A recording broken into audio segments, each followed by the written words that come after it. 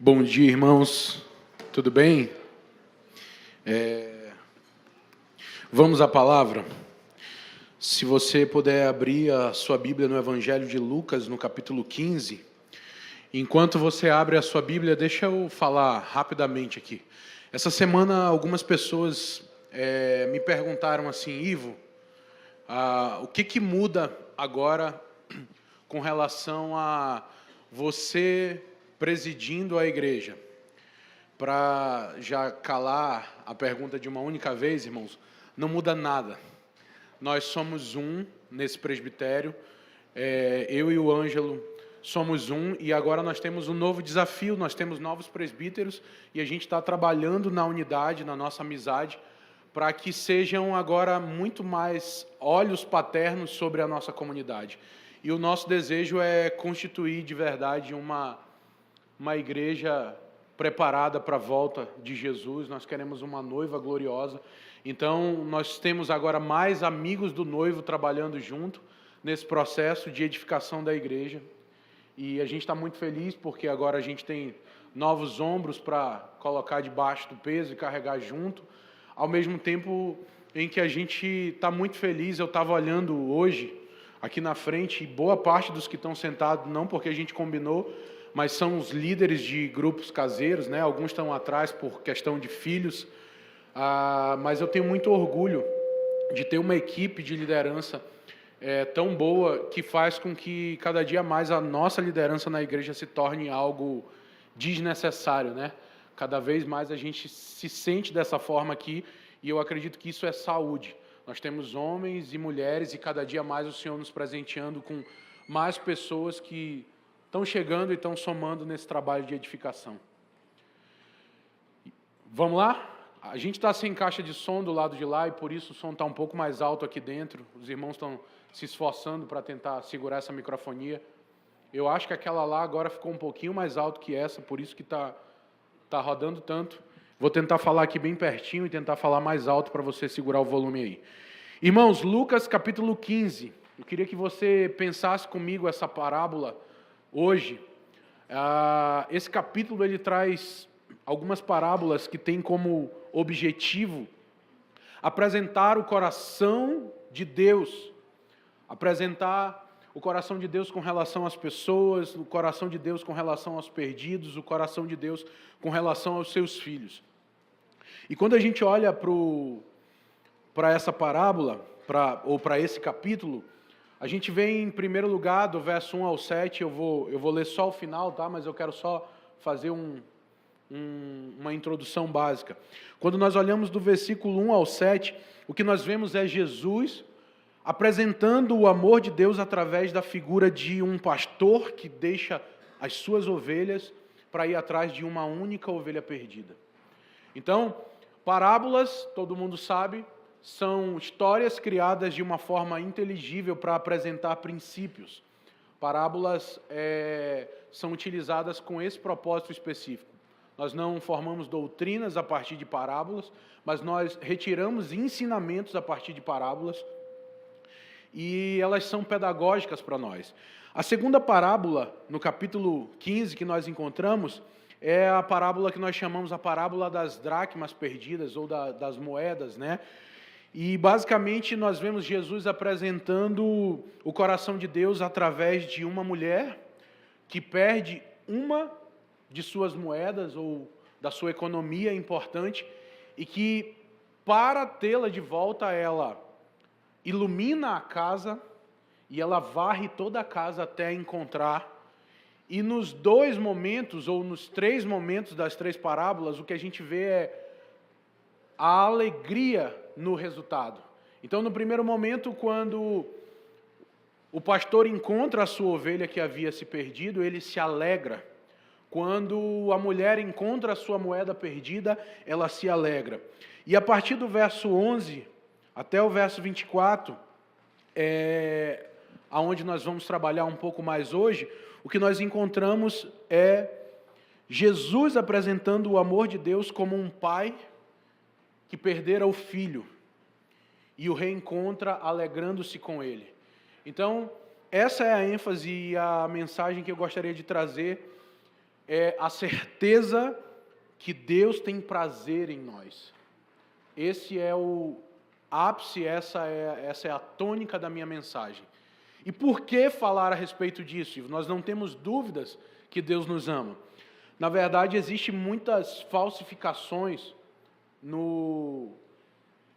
A religiosidade, ela começa a colocar alguns pensamentos, algumas coisas dentro de nós, e mesmo acreditando em tese de que Deus nos ama, em alguns comportamentos nossos é possível perceber que existe um medo, existe uma falta de compreensão, existe uma falta de clareza no amor de Deus. E quando nós olhamos para essa passagem, é uma passagem maravilhosa para perceber como o nosso Deus é esse Deus, um bom Pai. Jesus apresenta esse Deus que ama relacionar com o seu povo, mesmo quando o seu povo possui fraquezas. Então, em geral, a imagem que nós criamos de Deus é de um Deus que nos ama, mas Ele nos ama quando tudo vai bem. E às vezes na educação dos nossos filhos a gente já vai implementando essas mentiras. Quando a criança tende a não se comportar, ao invés de eu dizer, eu não estou gostando do que você está fazendo, você está me entristecendo pelo seu comportamento. Às vezes a gente utiliza a própria imagem de Deus e fere a imagem de Deus na cabeça da criança, dizendo, olha, o que você está fazendo não agrada a Deus. Você está entristecendo Deus. E o que acontece é que nós crescemos relacionando com Deus a partir da imagem de um Deus que se alegra quando tudo está correndo da forma como Ele gosta, mas que vira as costas para nós quando as coisas já não caminham como Ele gostaria que fosse. Eu não sei se isso faz sentido para você, mas para mim faz muito sentido, porque em geral nós estamos sempre medindo o nosso desempenho a partir da nossa performance. A nossa relação com Deus é medida se está boa ou ruim a partir dos devocionais que eu tenho feito, da minha leitura bíblica, das minhas boas ações, das minhas boas obras. E infelizmente isso nos afeta. No próprio culto eu consigo ver em alguns lugares que eu vou, que a pessoa ela chega e na primeira canção ela ainda está tímida assim, ó, ela chega e ela começa a pedir perdão pelos pecados dela, e aí na segunda música que ela já conseguiu enumerar algumas, a mão dela já está aqui na altura do peito, mas quando é lá pela terceira que ela lembrou de cada pecado da semana, aí ela explode em adoração. Isso é só uma das manifestações de como a justificação pela fé não é uma doutrina que é de verdade compreendida por nós. Nós estamos sempre relacionando com Deus baseado nas nossas obras. Então eu queria usar uma parábola que não tem uma carga doutrinária forte, mas para que de forma afetiva nós percebêssemos de verdade o amor de Deus por nós. Você pode então ler comigo? Lucas capítulo 15, a partir do verso 11, diz assim: Jesus continuou, um homem tinha 2 filhos. O filho mais jovem disse ao pai, quero a minha parte da herança. E o pai dividiu seus bens entre os filhos. Alguns dias depois, o filho mais jovem arrumou suas coisas e se mudou para uma terra distante, onde desperdiçou tudo o que tinha por viver de forma desregrada. Quando seu filho acabou, uma grande fome se espalhou pela terra, e ele começou a passar necessidade. Convenceu um fazendeiro da região a empregá-lo, e esse homem o mandou a seus campos para cuidar dos porcos. Embora quisesse saciar a fome com as vagens dadas aos porcos, ninguém lhe dava coisa alguma.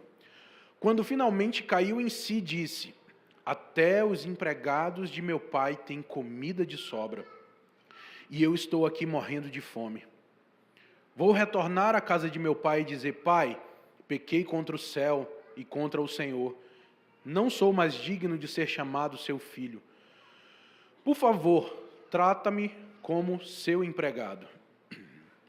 Então voltou para a casa de seu pai. Quando ele ainda estava longe, seu pai o viu.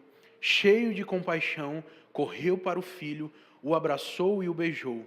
O filho disse: pai, pequei contra o céu, contra o Senhor, e não sou mais digno de ser chamado seu filho. O pai, no entanto, disse aos servos: depressa, tragam a melhor roupa da casa e vistam-se nele. Coloquem-lhe um anel no dedo e sandálias nos pés. Matem um novilho gordo, faremos um banquete e celebraremos, pois este meu filho estava morto e voltou à vida. Estava perdido e foi achado. E começou a festejar. Vamos orar? Pai, essa é a tua palavra, Senhor. Nós te pedimos, revela-te enquanto compartilhamos a tua palavra, Senhor. Encontra o nosso coração, Senhor. A tua palavra é suficiente, a tua palavra é eficaz. Nós queremos ver o teu amor, nós queremos ser edificados, encorajados, consolados, exortados, mas haja com o teu Espírito no nosso meio, nessa manhã, nesse lugar, em nome de Jesus. Amém, irmãos? Então, irmãos, quando nós olhamos para essa parábola, nós temos basicamente até a parte que eu li 2 personagens. Parece alguns coadjuvantes em alguns momentos, mas nós temos 2 personagens. Nós temos um filho que pede a antecipação da sua herança ao pai e sai para viver a vida, sai para experimentar aquilo que ele desejava, ter as suas próprias experiências.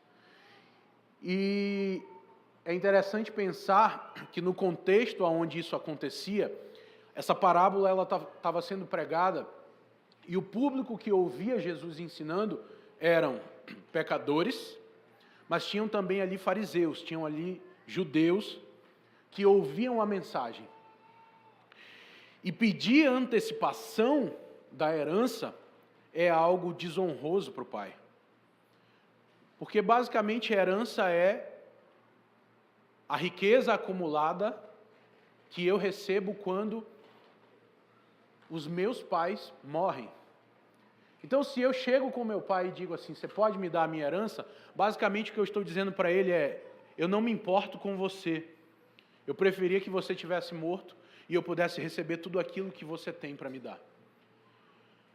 Para um judeu, a antecipação da herança era algo extremamente desonroso.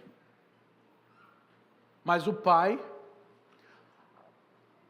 mesmo com o coração doído e acreditando que o filho precisaria ter as suas próprias experiências, libera a sua herança. Ou seja, tinham 2 filhos, então ele dividiu a herança, eu não sei se em 2 partes, eu não sei se ele dividiu em metade dele, metade dos filhos e deu 25% da propriedade para ele, eu não sei se deu 50%, eu não faço ideia de como exatamente, mas ele entrega a herança a esse filho que sai para viver a sua vida de forma desregrada, como a Bíblia nos mostra.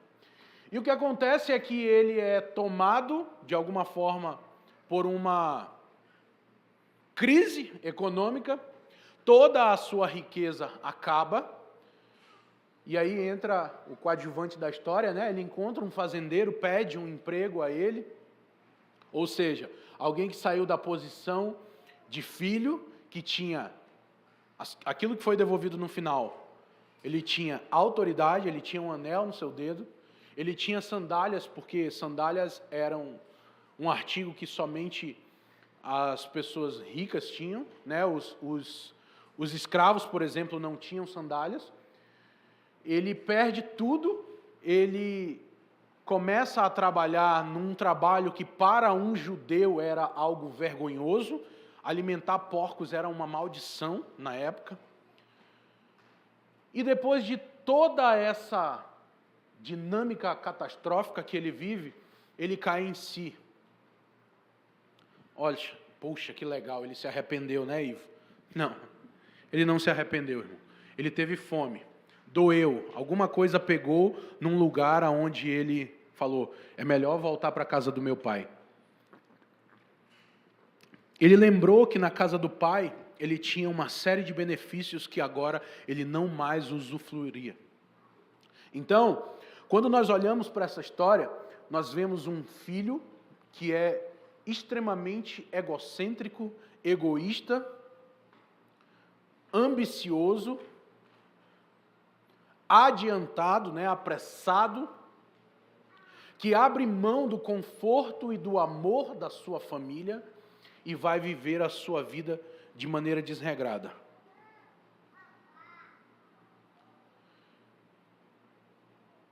O interessante é que, quando esse filho resolve retornar para casa, e aí você para e pensa, na nossa perspectiva, quando alguém nos trai a esse ponto, a gente pode até receber porque é família, mas a gente recebe cheio de ressalvas, né? A gente recebe carregado de, agora tem novas regras, tudo bem, você vai voltar, mas agora você vai ser isso, você vai ser aquilo, você vai ser aquilo e aquilo outro. E aí você coloca uma série de regras para que essa pessoa sinta a carga da punição pelo seu ato. Não é esse coração que a gente percebe. Não é essa imagem que Jesus está pintando do coração do Pai, que é revelado por meio dessa parábola. E é esse o ponto, irmãos. A maneira como nós vemos o coração de Deus para conosco, principalmente na hora do nosso pecado e da nossa fraqueza, vai determinar se, quando erramos, nós corremos para Deus ou nós corremos de Deus. Você já viu que não existe nada mais ignorante, para não ser mal educado, não existe nada mais burro do que pecar e se esconder de Deus? Mas esse é o resultado natural do pecado. Adão, quando pecou, ele viu que estava nu e ele se escondeu de Deus. Essa mesma atitude se repete nos nossos dias. Quando nós vacilamos, a nossa tendência é buscar uma folha para cobrir a nossa nudez e se esconder de Deus, dos irmãos, da comunhão. Como se fosse possível esconder algo de Deus. Como se fosse possível fazer algo em algum lugar aonde os olhos do Senhor não estão. Mas, Ivo, por que você considera esse assunto importante? Porque não tem força emocional maior, irmãos. Você pode ir para o psicólogo, você pode ir para o coaching, você pode ir para o que for, a psicoterapia que você encontrar para fortalecer o seu homem interior. Mas não tem força maior, e Paulo já falava isso quando ele ora aos Efésios para que nós sejamos fortalecidos no homem interior e possamos compreender juntamente com todos os santos qual é a altura, a largura e a profundidade de Deus. A maior força emocional que podemos desenvolver é a certeza de que Deus tem prazer em nós. E aí eu abro um parêntese para vocês. Sabe por que eu acho tão importante ter filhos? Eu sei que nós vivemos em dias em que ter filhos já não é mais algo desejado pelas famílias, porque agora ser pai de pet é suficiente, né? Mas teve algumas experiências com o amor de Deus que eu só percebi quando eu fui pai. Eu tive uma experiência maravilhosa. Eu tive uma cura na minha paternidade quando meu pai ainda era vivo. E mesmo vivo e sendo um bom pai, ele não foi o pai que eu desejava. Porque o anseio de paternidade que cada um de nós tem, nunca vai ser suprido pelo seu pai. Eu posso tentar ser o melhor pai do mundo, eu não vou conseguir ser tudo aquilo que o meu filho e a minha filha precisam como pai. Um dia, eles vão ter que ter uma experiência com a paternidade de Deus. E essa paternidade, ela é suficiente para cobrir toda a lacuna do interior que eles têm. Todo o desejo afetivo que eles têm. O fato é que, por não compreender esse amor, nós buscamos em tantos outros meios substituir e, de alguma forma, preencher o nosso coração com coisas. Riqueza, fama, poder, amizades, tantas outras coisas, tantas outras falsificações, e não existe um lugar onde eu vou encontrar mais força emocional do que na convicção de que Deus tem prazer em nós. Como pode Davi, um homem pecador, assassino, prostituto, ser chamado um homem segundo o coração de Deus? Porque Davi, nos seus momentos de lamúria, quando ele escreveu vários salmos se lamentando, ele teve um encontro com a misericórdia e a graça de Deus. Como pode os profetas do Antigo Testamento, recebendo uma carga de justiça divina sobre territórios, conseguirem fazer declarações como Sofonias faz, em Miqueias faz no capítulo 7, ele diz: que outro Deus assemelhante a ti, que perdoas a culpa do remanescente e esquece os pecados dos que te pertencem. Não permanecerás irado com teu povo para sempre, pois tem prazer em mostrar teu amor. Paulo aos Efésios, capítulo 2, verso 4 e 5, ele diz: Deus é tão rico em misericórdia que nos amou tanto que, embora estivéssemos mortos por causa do nosso pecado, Ele nos deu vida juntamente com Cristo e pela graça somos salvos.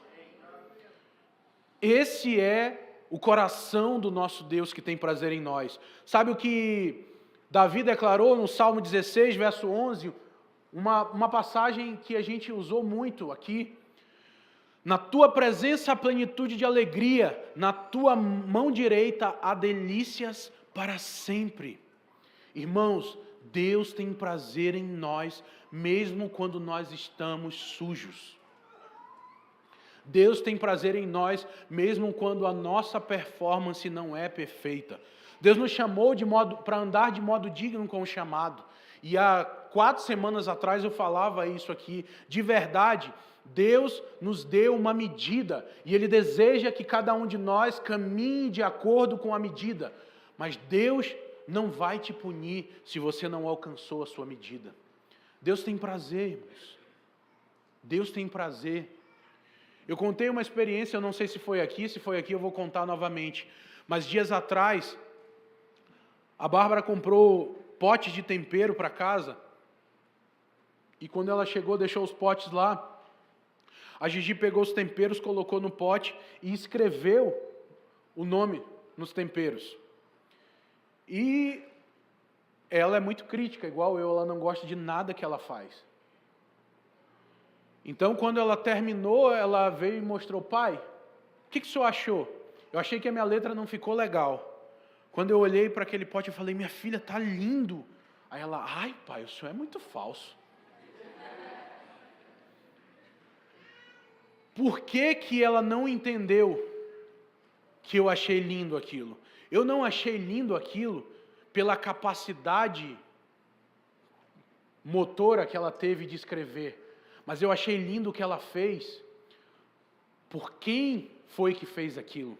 Quem fez aquilo foi a minha menina, foi a minha filha. Se a letra dela fosse a mais linda do mundo, eu ia achar lindo. Mas se a letra dela fosse a mais esgarrachada do mundo, eu ia achar lindo igual.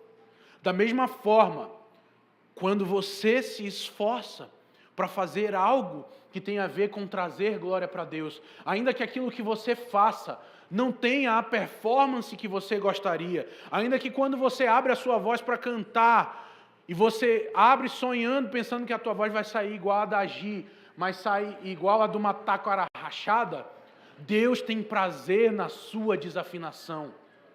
Quando você bate as suas cordinhas de violão desafinada, fora do tempo e fora do tom, Deus tem prazer na sua adoração. Entende? Porque o prazer de Deus não está naquilo que nós fazemos, não está naquilo que nós podemos oferecer para Ele, mas o prazer de Deus está em quem nós somos, e nós somos os seus filhos. E é isso que acontece com esse filho. Esse filho saiu abdicando de tudo aquilo que era seu por direito.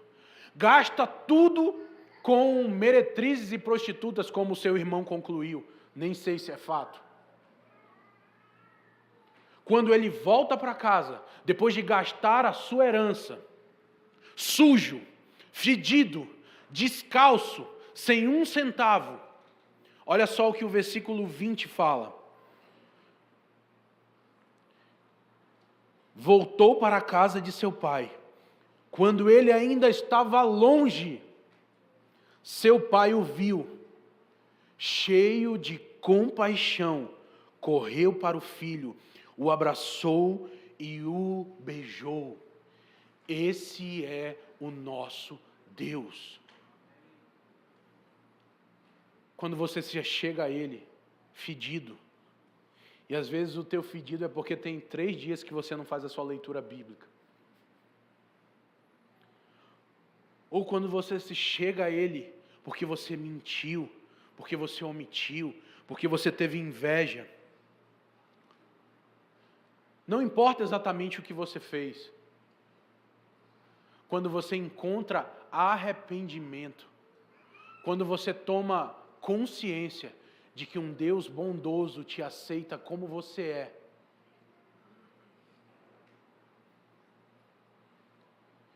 e você aponta na direção de Deus, antes mesmo de você chegar até Ele, Ele já te avista e Ele corre até você, e Ele te beija, e Ele te abraça. Mas não apenas isso, irmãos, não apenas Ele te perdoa. Apesar das nossas fraquezas, Deus nos ama. Apesar do nosso fraco coração, Deus se move em nós. Porque a sua essência é amor. Jesus é a exata expressão do ser de Deus. E Jesus, irmãos, era alguém alegre. Eu não sei se você consegue ver isso, porque o quadro que nos pintaram da imagem de Jesus é aquele Jesus crucificado, com um semblante abatido, morto, depois de ter derramado todo o seu sangue, amarelo, pálido, ferido, com uma coroa de espinhos.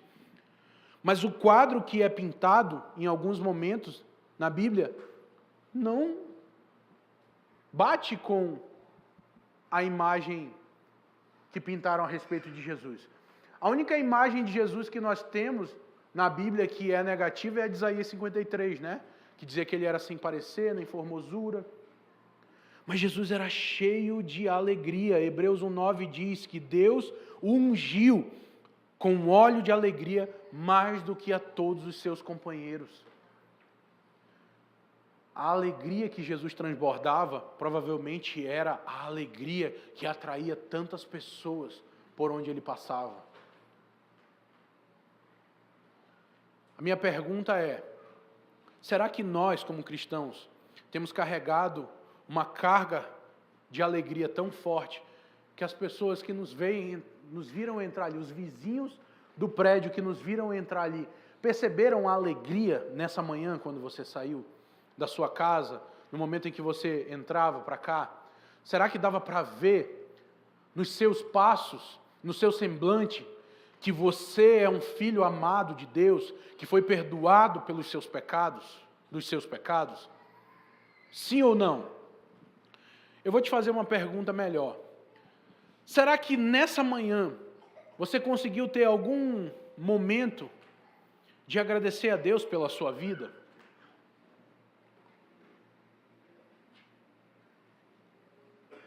Porque a nossa vida anda tão no automático, e nós temos sempre um checklist tão grande de coisas a fazer, que a pressão da vida tira o prazer de viver. Se você hoje não conseguiu agradecer pela bondade de Deus de ter acordado, faça isso agora. Fecha teus olhos e diz: Senhor, obrigado. O Senhor é bom em todo o tempo. Obrigado porque o Senhor me deu fôlego de vida. Obrigado porque hoje eu tinha uma cama para dormir, eu tinha um café da manhã, eu tenho irmãos, amigos, eu tenho um local para congregar. Irmãos, a falsa imagem que nós carregamos do Senhor tem nos impedido de relacionar com o Senhor. E talvez a imagem que a gente nutriu na nossa caminhada seja uma falsificação.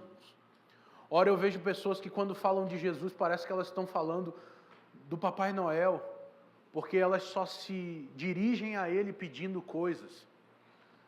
Mas ora, quando a pessoa fala a respeito da sua relação com Deus, parece que ela está falando do seu pai irado. E eu falo e repito, irmãos, nós só vamos experimentar o verdadeiro quando denunciar o falso. Se existem imagens nutridas a respeito do amor do Pai no nosso coração, que não são parecidas com essa imagem que Jesus pintou na parábola do filho perdido, que deveria se chamar a parábola do amor infinito de Deus, se a imagem que você nutre do Senhor não parece com essa imagem que Jesus pintou do amor do Pai, você precisa renunciar, porque talvez você está num relacionamento falso. Você sabe o que é isso? Tinha um programa há muitos anos na TV, deve ter ainda, mas eu não assisto mais, que era, as pessoas relacionavam com alguém à distância, e quando elas tentavam se aproximar e não conseguiam, elas sentiam que tinha alguma suspeita ali por trás, aí elas acionavam. Como é que é o nome desse programa aqui? Catfish. Olha aí, todo mundo se denunciando que assiste esse trem. Geralmente, quando ia atrás dessa pessoa, ou essa pessoa criou um perfil falso na internet, ou ela até ela, mas com a foto de outra pessoa e com um sexo oposto ao dela. Então, geralmente, quando eles encontravam, eram relacionamentos homoafetivos, né? E aí, claro, tinha uma decepção. O ponto é, irmãos, se nós continuarmos nutrindo uma imagem de Deus, no dia que for o nosso verdadeiro encontro com Ele, pode ser que a gente tenha desagradáveis surpresas. Entende? Porque pode ser que você adorou e entregou toda a sua vida a um Deus que não é o Yahvé. Você se prostrou a um Deus que não é o Yeshua. Não é Jesus de Nazaré. Eu não sei se faz sentido para você. Mas, irmãos, mesmo o nosso amor sendo fraco, o Senhor se deleita e se regozija no seu povo. Tem várias passagens, Deuteronômio 30, Isaías 62, Jeremias 32, Sofonias 3:17, várias passagens que refletem o coração de Deus com o seu povo. Isaías 62, ele diz: mas tu serás chamada Refsibá, porque o Senhor se deleita em ti. Como o noivo se alegra com a noiva, assim o teu Deus se alegra em ti. Será que você consegue de verdade acreditar que Deus tem prazer na sua vida?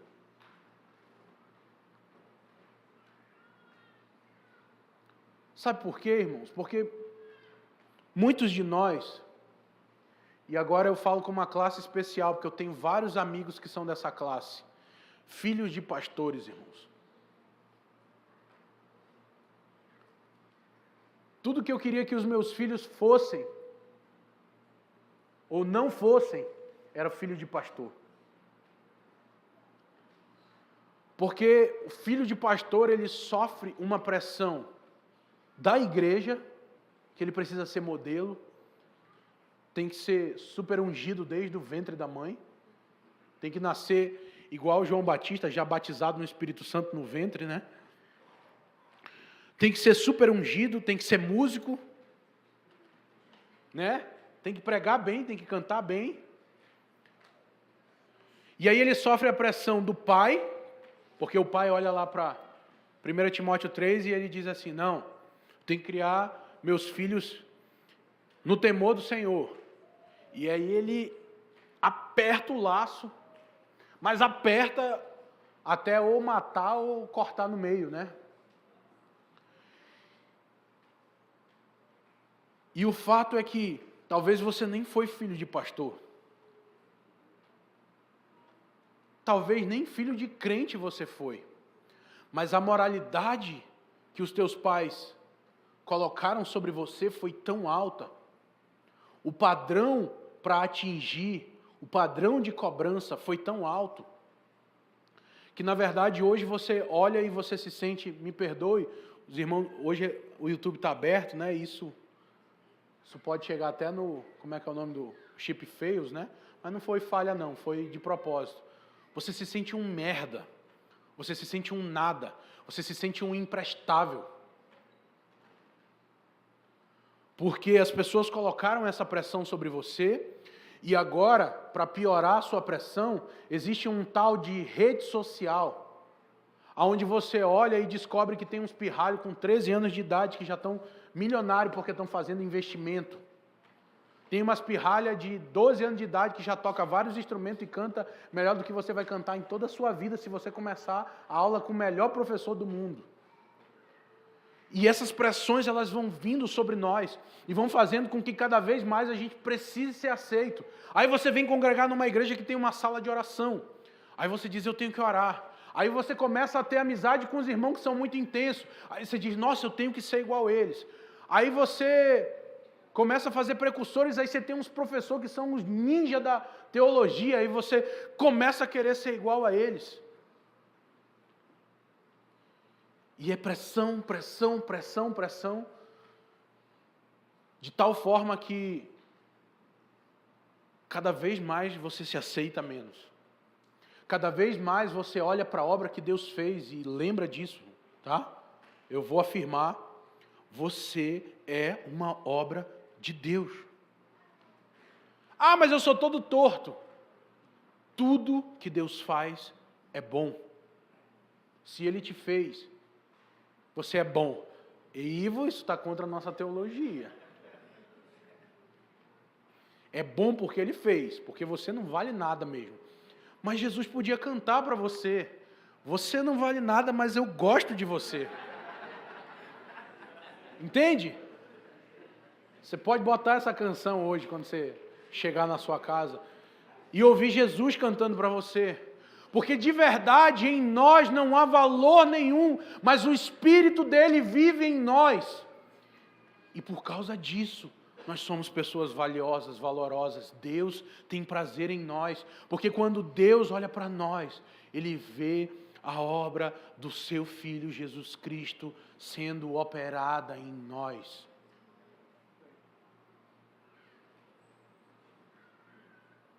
Faz sentido para você?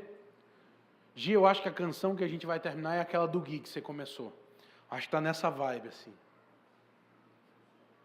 É do Gui, né? Não, fica tranquilo aí. Já te chamo. Então, irmãos, não, pode vir. Eu já vou terminar porque eu quero almoçar cedo hoje também. Vamos lá. Então, pare e pensa comigo. Esse homem que tinha 2 filhos e entregou a herança ao seu filho que saiu e gastou de forma desregrada, esquecendo do endereço do pai, e depois volta e é recebido com louvor, porque esse é o ponto. O versículo 21 diz assim, ó. Aliás, eu vou voltar, o 21 mesmo. O filho disse, pai, pequei contra o céu, contra o Senhor, e não sou mais digno de ser chamado seu filho. Essa é a dinâmica nossa, irmãos. Pai, eu pequei contra o céu e contra o Senhor, não sou mais digno de ser chamado seu filho. Nós, quando erramos, queremos relacionar com Deus como empregados. A gente erra e a gente liga até para os líderes de ministério da igreja. O que eu posso ajudar na igreja? Eu preciso fazer algo para reconquistar o amor de Deus. Eu preciso fazer algo para recompensar o amor que Deus fez por mim. O filho diz assim, não sou mais digno de ser chamado seu filho. O pai é educado, ele diz aos servos, depressa! Se fosse como eu dizer, cala a boca, menino! Ei, vem cá! Mata um novilho gordo, traz uma sandália, traz um anel, traz uma roupa nova. O pai interrompeu o filho enquanto o filho ainda se lamuriava nos seus pecados. Ele diz assim, eu quero devolver a ele a dignidade, traz a melhor roupa. É isso que está dizendo aqui na minha versão. Depressa, traga a melhor roupa da casa e vista nele. O filho estava fedido, irmãos. Ele devolveu a dignidade. Coloque nele um anel no dedo. Você sabe que o anel era o carimbo da família, onde as assinaturas eram seladas. O pai não deu sermão. O pai não falou, nossa, você me feriu muito quando foi embora, filhinho. O pai devolveu a autoridade na mão do filho. Ele diz mais, coloquem um anel no seu dedo e sandália nos seus pés. Irmãos, sandália também fala de dignidade. Mas sandália fala também de prontidão. Quando nós olhamos Efésios, as armaduras de Deus, ele diz que os calçados são para anunciar o Evangelho. Então, a sandália eu acho que tem a ver com dizer, estou devolvendo para você o anel e eu estou devolvendo para você a liberdade para se movimentar naquilo que é meu. Porque o que acontece quando nós erramos é exatamente isso. Ô Esdras, dá para escalar outra pessoa para tocar no meu lugar hoje, cara? Não estou bem não. Estou bem não, querido. Pequei. Ora por mim, Esdras, e me restaura. E me bota para tocar. Porque eu amo servir o meu Deus. O que Deus faz com esse filho é celebrar. Ele diz, matem o novilho gordo, faremos um banquete e celebraremos, pois este meu filho estava morto e voltou à vida, estava perdido e foi achado. E a Bíblia diz que eles começaram a festejar a igreja. Fica de pé, porque eu acho que sentado seu cérebro está apertado e você não está entendendo o que eu estou falando para você. Esse é o nosso Deus. Esse é o nosso Pai. Um Pai que nos recebe, mesmo quando a gente volta de um caminho vacilante. Um Pai que nos abraça, mesmo quando a gente está todo sujo. Um Pai que nos beija, mesmo quando a gente está fedido. Um Pai que devolve a autoridade, mesmo quando eu não sou digno dela. Um Pai que devolve a liberdade de movimentação, mesmo quando eu não deveria receber isso. Esse é o nosso Deus, irmãos. Vamos exultar o Senhor, vamos celebrar a graça dele nesse lugar.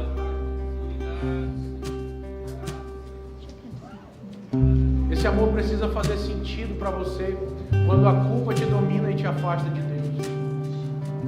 Esse amor precisa te tirar de um lugar onde você está aprisionado há tempos. Irmãos, nesses dias a gente tem apelado muito a terapias, mas eu oro para que o Senhor dê profissão nova para os terapeutas da nossa comunidade, porque daqui a uns dias eu acredito que nós vamos ter manifestações tão poderosas do amor de Deus, que alguns de vocês vão perder a agenda, pelo menos daqui, porque o amor do Senhor é suficiente para isso.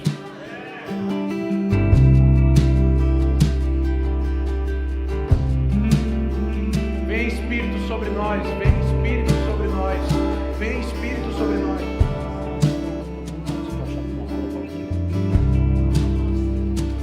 Vem sobre nós, Senhor, libera a revelação da Sua graça sobre nós, Senhor. Graça sobre graça, Senhor. Quebra o espírito da lei do nosso coração e da nossa mente, Senhor. Quebra as imposições desse mundo, as imposições